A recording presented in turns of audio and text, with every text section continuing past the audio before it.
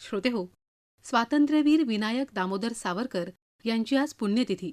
या निमित्ताने त्यांना अभिवादन करताना सावरकर विस्मृतीचे पडसाद या पुस्तकाच्या अनुवादक आणि स्वातंत्र्यवीर स्मारक ट्रस्टचे विश्वस्त रणजित सावरकर आणि मंजिरी मराठे यांची नेहा खरे यांनी घेतलेली मुलाखत सादर करीत आहोत.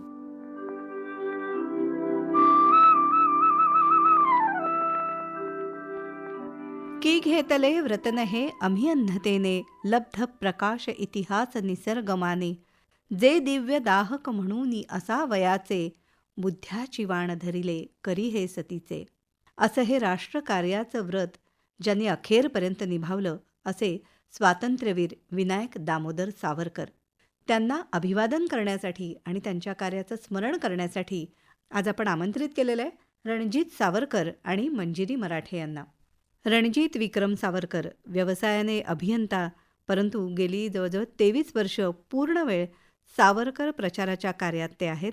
मुरबाड इथल्या महाराष्ट्र मिलिटरी स्कूलचे संचालक आणि स्वातंत्र्यवीर सावरकर राष्ट्रीय स्मारकाचे ते कार्याध्यक्ष आहेत. सावरकरांचं नातं अर्थातच सांगायचं तर तात्याराव सावरकर यांचे बंधू नारायणराव सावरकर यांचे नातू आणि विक्रमराव सावरकरांचे चिरंजीव रणजित सावरकर. सावरकरांचं जीवन, साहित्य आणि तत्त्वज्ञान याचे अभ्यासक रणजित सावरकर. त्याचप्रमाणे मंजिरी मराठे, ज्या आपल्याला दूरदर्शनवरल्या वृत्तनिवेदिका म्हणून चिरपरिचित असा चेहरा, 2004 पासून त्या स्वातंत्र्यवीर सावरकर स्मारक ट्रस्टच्या कोषाध्यक्ष म्हणून कार्यरत आहेत.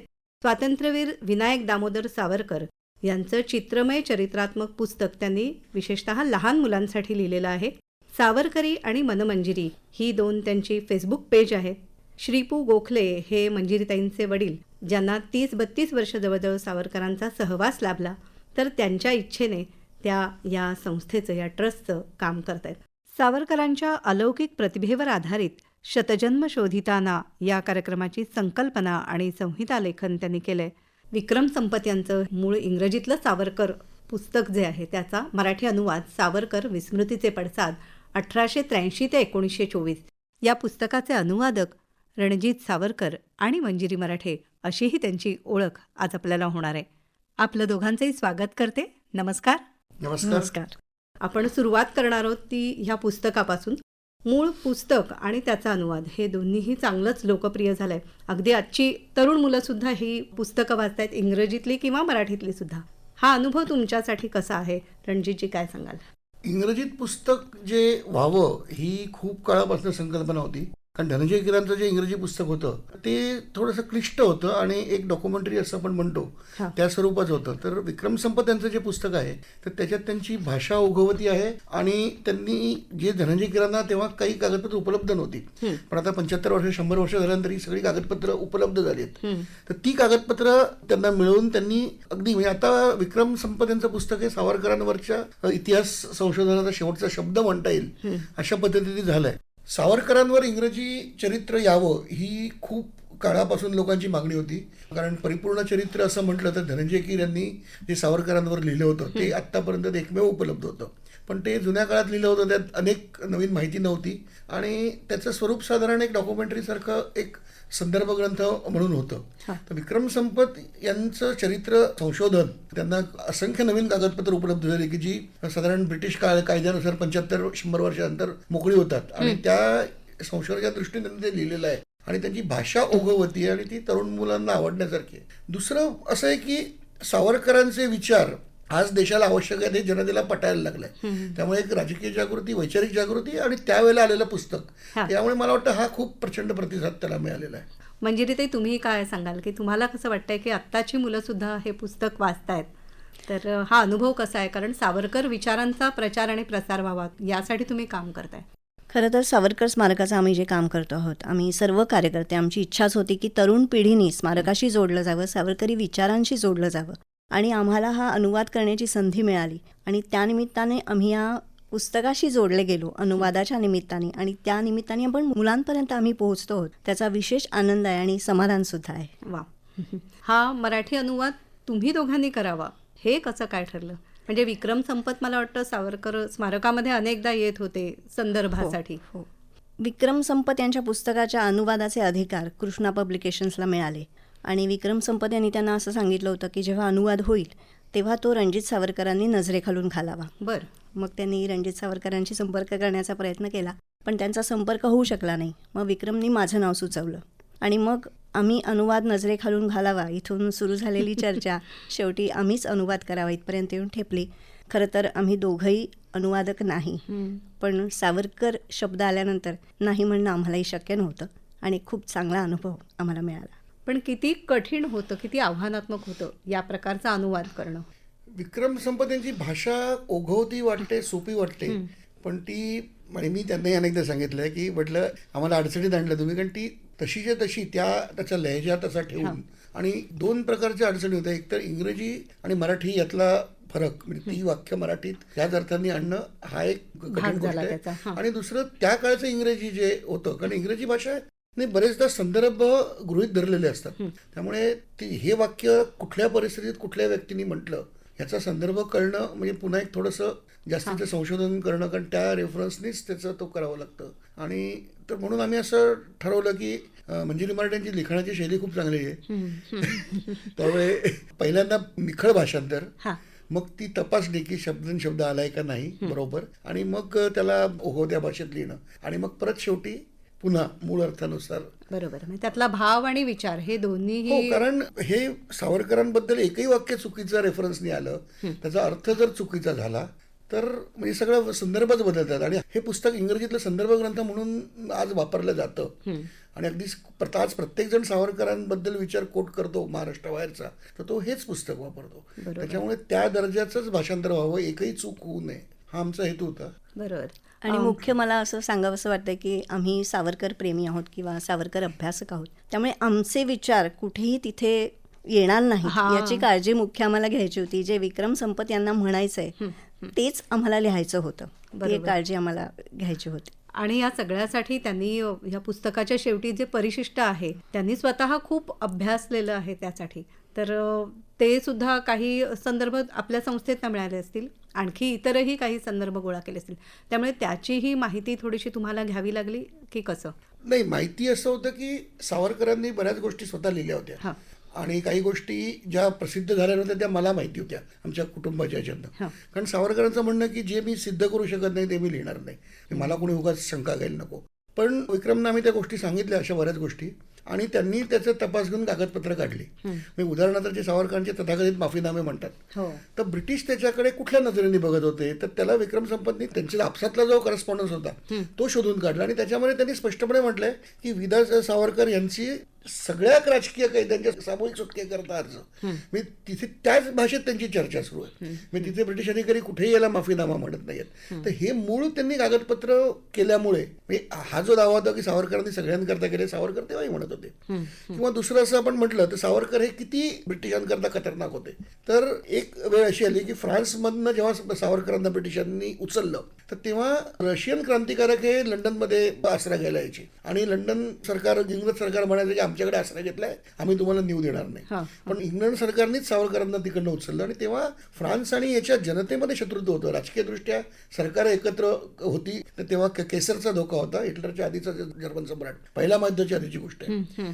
तर त्याच्यामुळे फ्रेंच सरकार आधी थोडंसं नमलं, पण तिथे जनमताचा क्षोभ इतका झाला की फ्रान्सला मागणी करावी लागली, आणि आपले राजकीय संबंध किंवा युरोपमधलं राजकारण बिघडू नये म्हणून विन्स्टन चर्चिल जेव्हा ते तेव्हाचे परराष्ट्रमंत्री होते, त्यांनी मागणी केली की सावरकरांना ताबडतोब सोडून द्या. परंतु भारत मंत्री म्हणजे secretary of state for India आणि गृहमंत्री म्हणजे सेक्रेटरी ऑफ स्टेट यांनी ठाम विरोध केला. त्यांनी सांगितलं की सावरकर इतके धोकादायक आहेत की आपल्या सगळ्या वसाहतींवर याचा परिणाम होईल आणि आपल्या सगळ्या वसाहती बंद. आणि हा सगळा करस्पॉन्डन्स त्यांनी शोधून काढला. त्यामुळे तो जो आक्षेप आहे सावरकरांवरचा तो पूर्णपणे निराधार आहे. आणि किती सावरकरांचं महत्व होतं त्या तत्कालीन राजकारणात की फ्रान्स सारख्या मित्र राष्ट्राशी संबंध तुटले तरी हरकत नाही, पण सावरकरांना आम्ही सोडणार नाही. आणि हा अगदी त्याची सगळी सलग पूर्ण साखळी त्यांनी त्याच्यात हे केलेली आहे. बरोबर. आणि ती मराठीतून तुम्ही दोघांनी पुन्हा सगळ्यांसाठी खुली केली असं म्हणता येईल. स्वातंत्र्यवीर सावरकर ज्यांना शतपैलू असं म्हणावं लागेल, त्यातला सगळ्यात मोठा पैलू म्हणजे राष्ट्रभक्ती, राष्ट्रनिष्ठा. त्याची अनेक उदाहरणं आहेत. म्हणजे अंदमानातली काळकोठडी, तिथे सावरकरांनी भोगलेल्या यातना असतील किंवा त्रिखंडात गाजलेली त्यांची उडी जी आहे, या व्यतिरिक्त आणखी काही प्रसंग आज सावरकरांना अभिवादन करताना आम्हाला सांगाल का? सावरकरांची तुम्ही जे म्हटलं की राष्ट्रभक्ती हा मोठा पैलू आहे, माझं म्हणणं असं राष्ट्रभक्ती हा त्यांचा एकमेव पैलू होता. बाकी सगळी जी त्यांची प्रतिभा होती त्यांनी राष्ट्रभक्ती करता वापरली.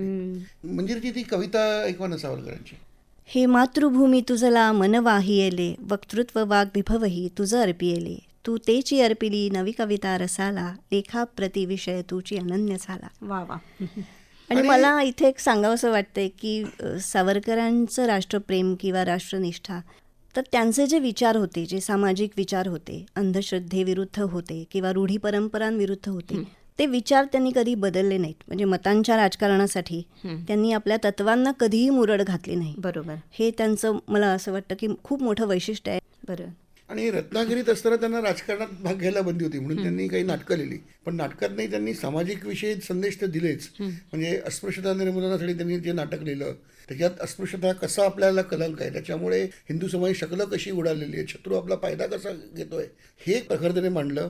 पण त्याच वेळेला एक त्यांचं संन्यस्त खड्ग म्हणून एक होतं, त्यात शांतीचं अतिरेकी तत्वज्ञानाने कसं होतं आणि शत्रूविरुद्ध लढलंच पाहिजे, शरण नाही तर रण, मारीत मारीत मरण, ही जी त्यांनी क्रांतिकारक असताना जी शपथ घेतली होती ती त्यांनी हुशारीने त्या नाटकातनं सेनापती विक्रमच्या तोंडून ती आणली. बरोबर. आणि त्याच्यावर ब्रिटिश आक्षेप घेऊ शकले नाहीत. प्रत्येक ठिकाणी त्यांनी अंदमानात कविता लिहिली कारण त्यांना काहीच करता येत नव्हतं. पण त्यांच्या अंदमानातल्या कविता जर बघितल्या तर त्यांना एक त्याचा संपूर्ण एक पूर्ण महाकाव्य करायचं होतं, पण ते पूर्ण झालं नाही ते. पण त्याच्यामध्ये त्यांना ती भारताचा इतिहास त्यांना आणायचा होता की जो त्यांनी 6 सोनेरी पानांचा नंतर आणला, पण तो त्यांना त्या महाकाव्यात आणायचा होता. तर जे त्यांनी काही केलं ते त्या राष्ट्रभक्ती हाच एकमेव हेतू आणि मुख्य ते उपयुक्ततावादी होते. म्हणजे त्यांचं म्हणणं माझ्या प्रत्येक गोष्टीचा उपयोग झाला पाहिजे आणि तो देशासाठी झाला पाहिजे. आणि मला असं वाटतं की अंदमानातली जी त्यांची एक महत्त्वाची गोष्ट आहे की त्यांनी उर्दू रचना केल्या तिथे, आणि ती वही नुकतीच आम्हाला मिळाली, माझ्या वडिलांकडे ती होती. तर त्या उर्दू रचना ज्या आहेत त्या जर तुम्ही वाचल्यात तर असं लक्षात येईल की ते धाडस होतं. ती वही जर ब्रिटिशांच्या ताब्यात मिळाली असती तर ते पुन्हा कधीही सुटले नसते. अच्छा. तर त्यांनी एक पहिला हप्ता म्हणून कविता लिहिली होती की मातृभूमीवरचं माझं हे ऋण, म्हणजे जेव्हा त्यांना अटक झाली 1910 मध्ये, तेव्हा की मातृभूमीचं ऋण फेडायचा हा माझा पहिला हप्ता आहे असं म्हणून त्यांनी ती कविता लिहिली होती. सारथी जिचा अभिमानी, कृष्णजी आणि रामसेनानी, अशी 30 कोटी तव सेना, ती आम्हा विना थांबेना. आणि हेच भाव त्यांनी 1921 मध्ये जी कविता लिहिली, उर्दू मध्ये लिहिली, त्याच्यामध्ये हेच भाव व्यक्त झाले आहेत.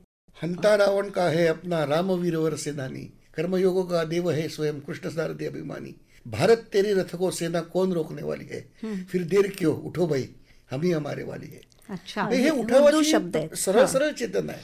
आणि ह्याच्यात त्यांनी पहिल्या भागामध्ये त्यांची दुहेरी कल्पना होती, एक तर राष्ट्रनिष्ठा शिकवायची आणि राष्ट्राबद्दलचा अभिमान. तर भारतातली महान व्यक्तिमत्व कुठली होती, अगदी रामचंद्रांपासून सुरुवात करून भगवान बुद्धांची त्याच्यामध्ये 4-5 चित्र आहेत. म्हणजे त्यांच्यावर फार प्रभाव होता त्यांचा.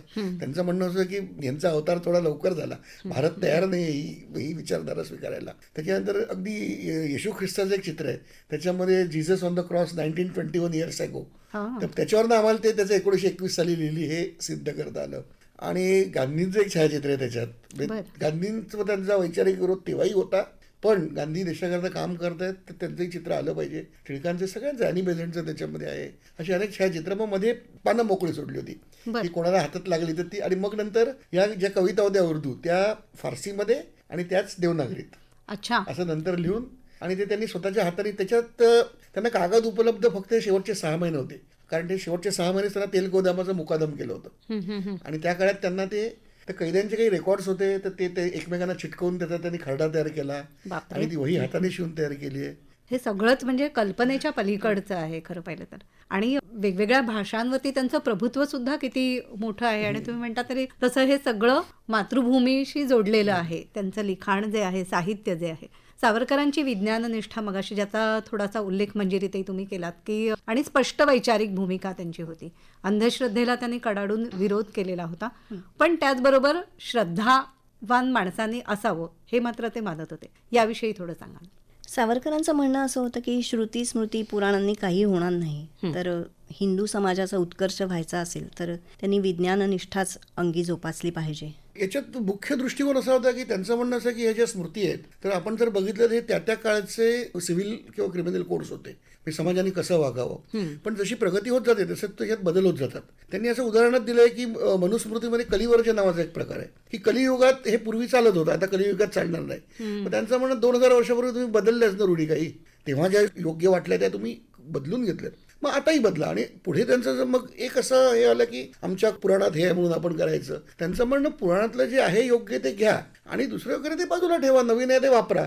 पुन्हा उपयुक्तवाद महत्वाचा आणि अभिमान असावा तर तो तुमच्या देशाच्या परंपरेचा, की जी परंपरा प्रगत होत आलेली आहे. मी जेव्हा ऋग्वेदातली जी परंपरा होती ती तुम्ही खंडित केलेली आहे. ऋग्वेदातले जे आपले पूर्वज होते ते अत्यंत आक्रमक होते, त्यांच्या ह्याच्यात कुठलाही शत्रू आपल्यावर आक्रमण करून आला नाही. त्या परंपरेचा अभिमान बाळगा. आणि दुसरं त्यांचं म्हणणं होतं की जर बहुसंख्य समाजाची एखादी श्रद्धा असेल तर ती जोपर्यंत देशाला घातक नाही तोपर्यंत त्याला विरोध करायला काहीच हरकत नाही. म्हणजे अशा असतात अनेकांच्या श्रद्धा की मग हा रुमाल असेल तर मला यश मिळेल, काय म्हणजे त्याच्यात त्यांचं म्हणणं श्रद्धा असणं वैयक्तिक आहे, त्या तुम्ही त्या वैयक्तिकच ठेवा, त्या घराच्या बाहेर आणू नका. तुमचा धर्म घरात पाळा, बाहेर तुम्ही नागरिक म्हणून या.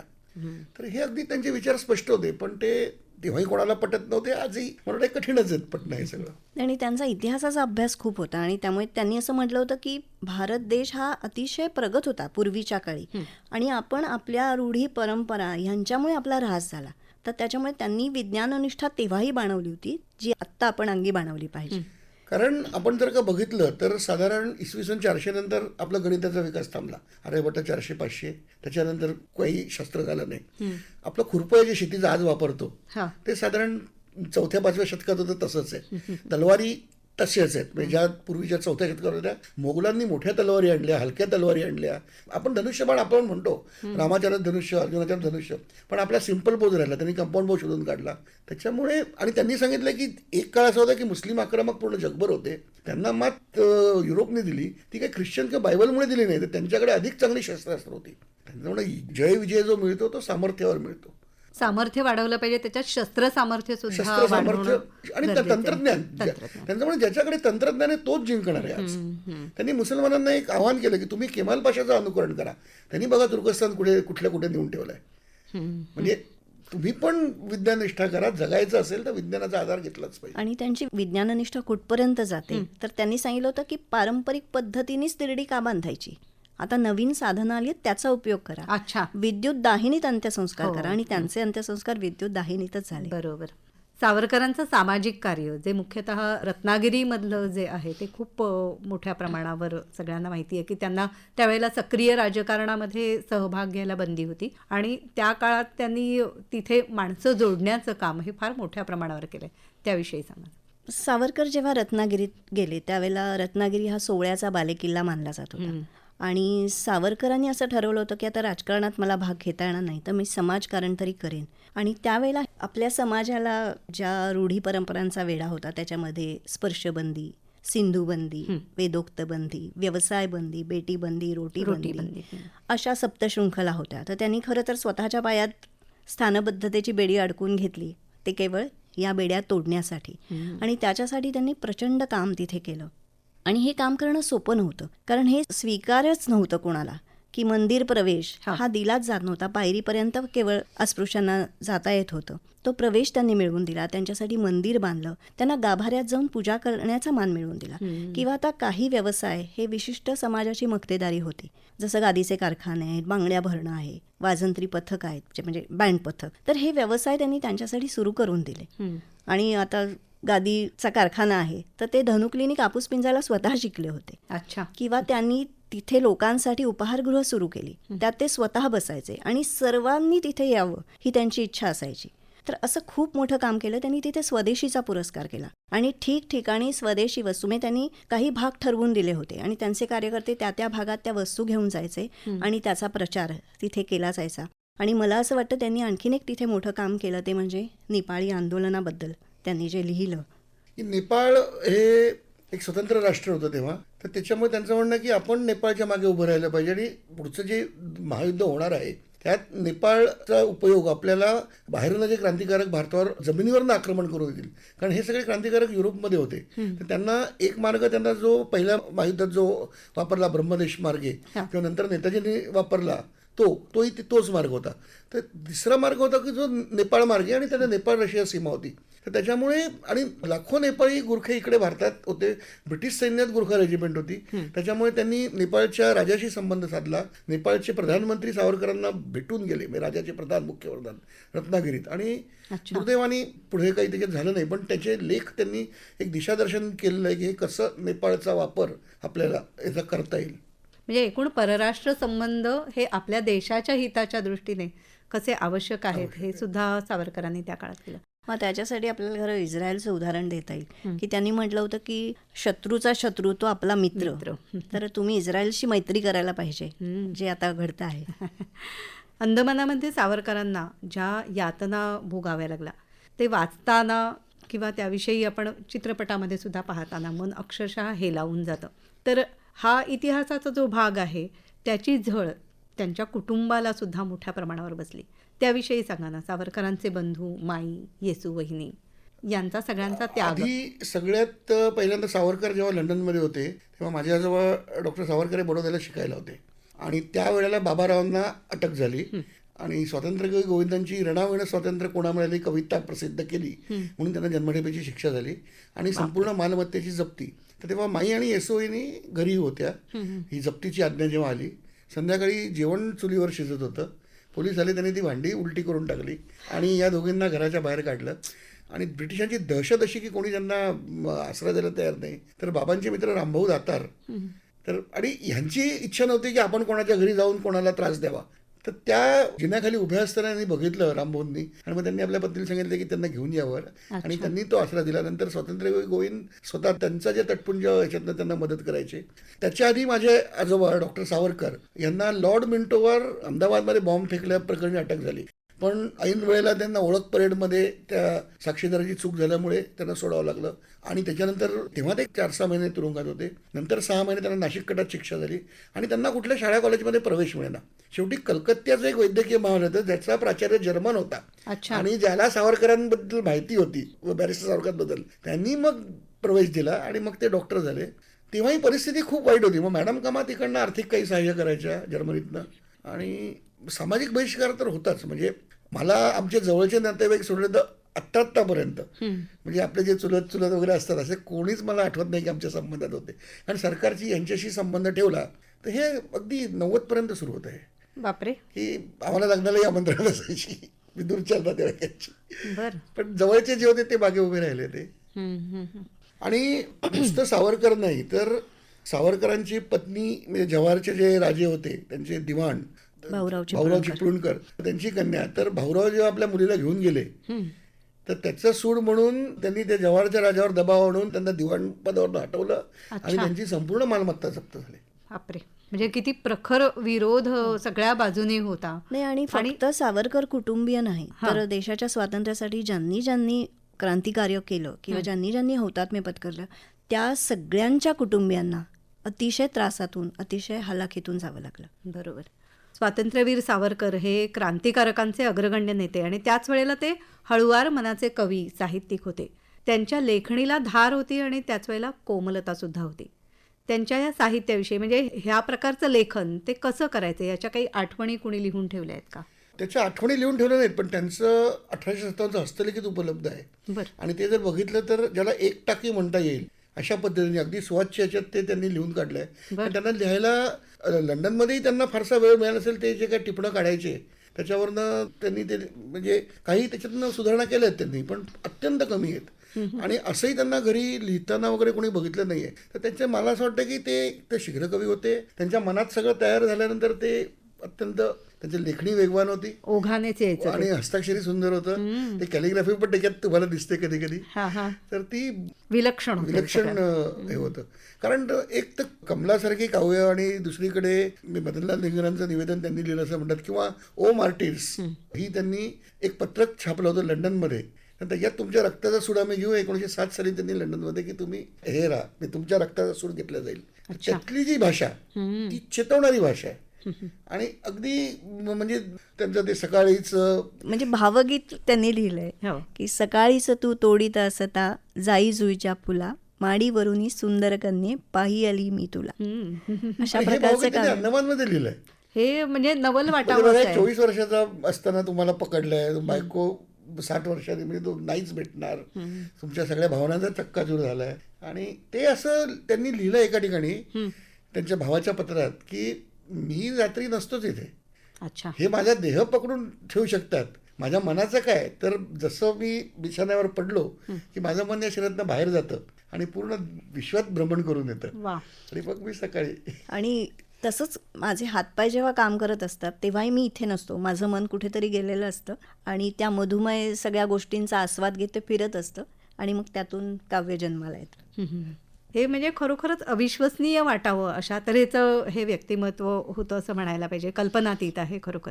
सावरकरांचे विचार आणि सावरकरांचं कार्य हे सर्वसामान्य लोकांपर्यंत पोहोचवण्यासाठी स्वातंत्र्यवीर सावरकर स्मारक ट्रस्टचं काम जे चालतं, तर त्यातल्या काही उपक्रमांविषयी मंजिरीताई आम्हाला सांगा.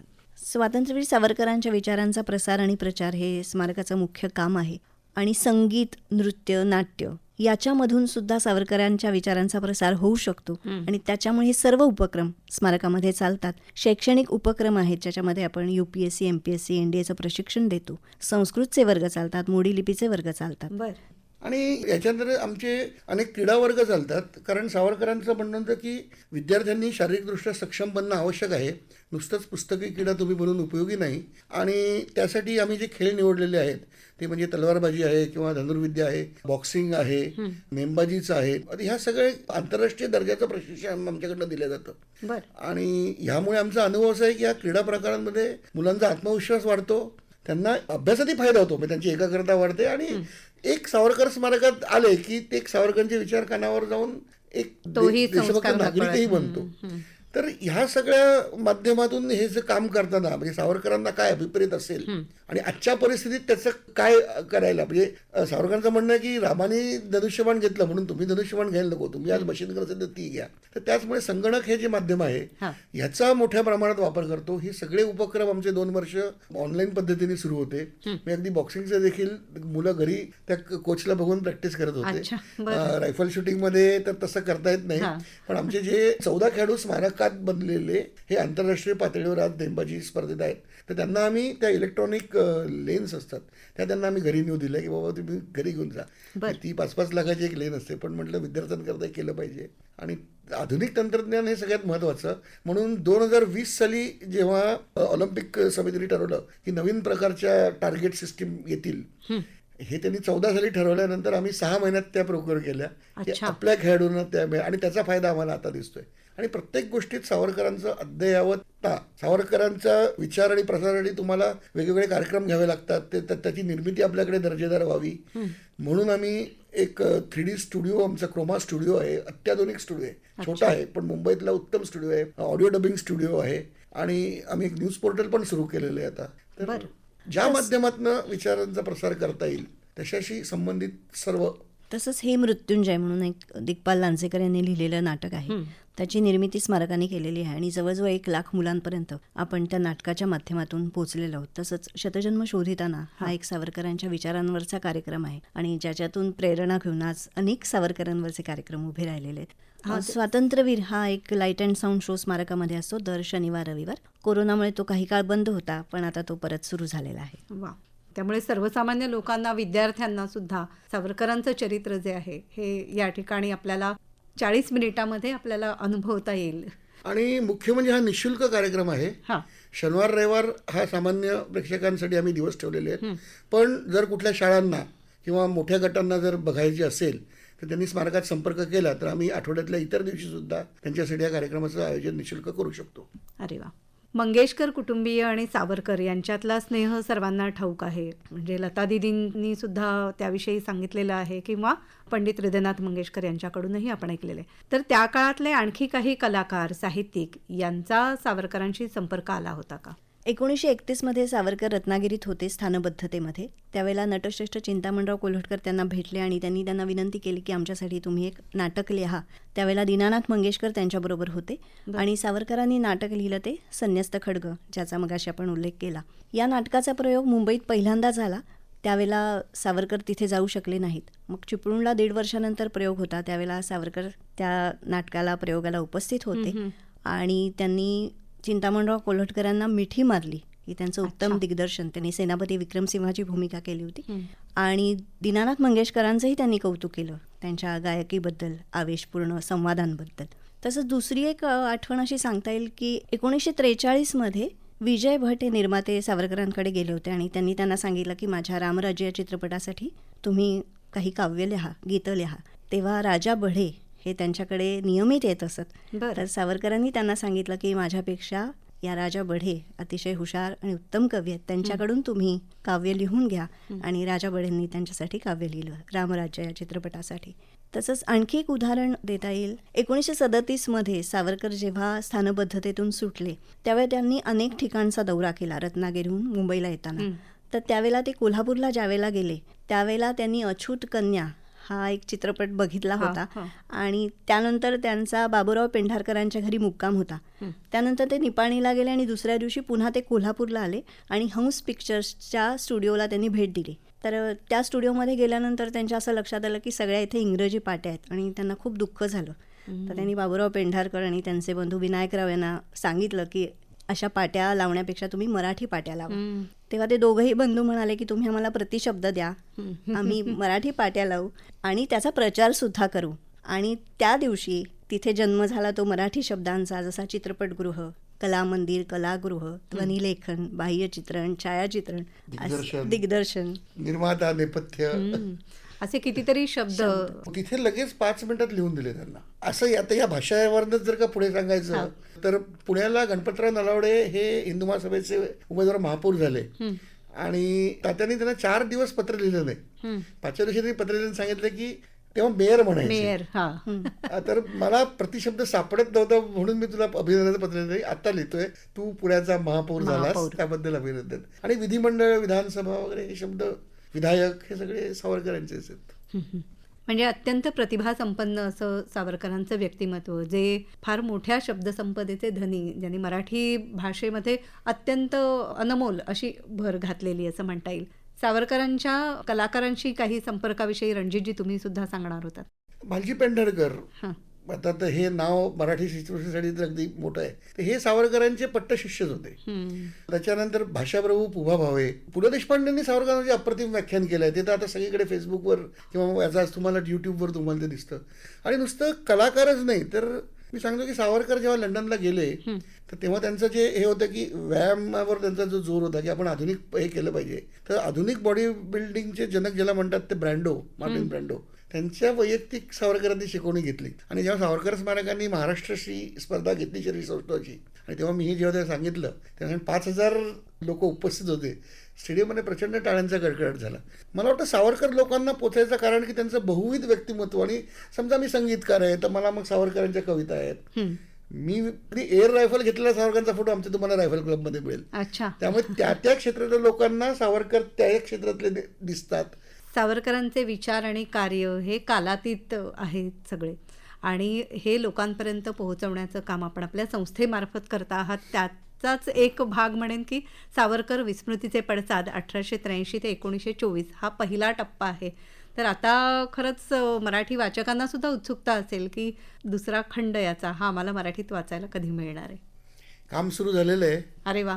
आणि मध्ये थोडंसं थांबलं होतं ते, कारण आधीच्या भाषांतराचा खूप एक मानसिक त्रास झाला. पहिलाच अनुभव होता आमचा, पण आता सवय झाली. आता भाषांतरकार झालो असं म्हणता येईल आम्हाला. नाही, आणि आम्ही पूर्ण वेळ लेखक नाही, त्याच्यामुळे स्मारकाचे सगळे उपक्रम हे सगळं सांभाळून आम्हाला ते लेखन करायचं आहे. पण लवकरच ते आपल्या हाती येईल. वा. तर ह्या दुसऱ्या खंडासाठी सुद्धा तुम्हाला दोघांनाही शुभेच्छा देते आणि मराठी वाचक खरोखरच आतुरतेने याची वाट पाहत आहेत हेही सांगते.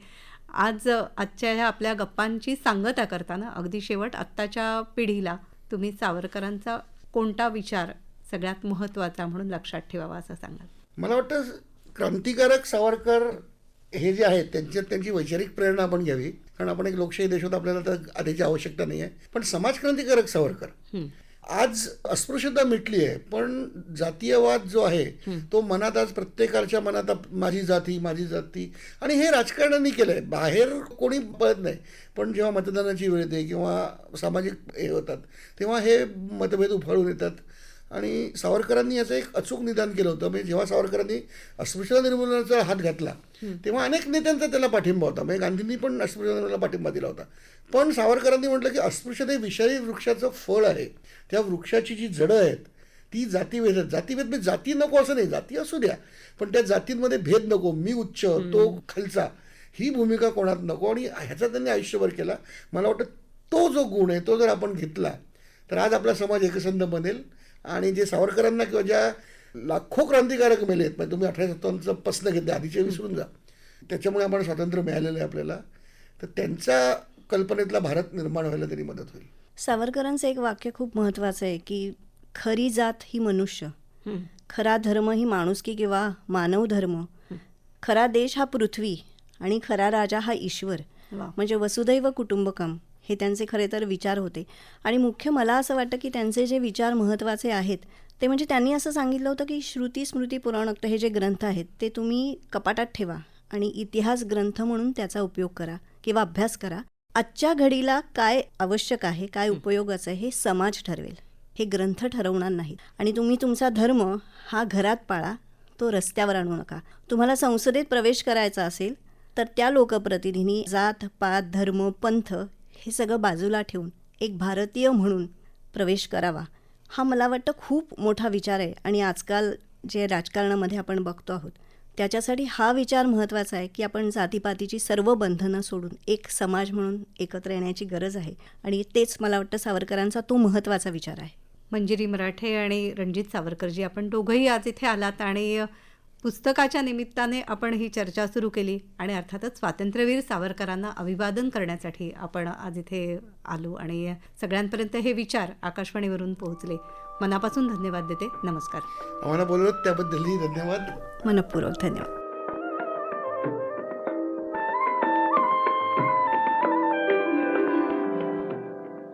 श्रोतेहो, स्वातंत्र्यवीर विनायक दामोदर सावरकर यांच्या कार्याचा आढावा घेणारी रणजित सावरकर आणि मंजिरी मराठे यांची नेहा खरे यांनी घेतलेली मुलाखत आत्ताच आपण ऐकली.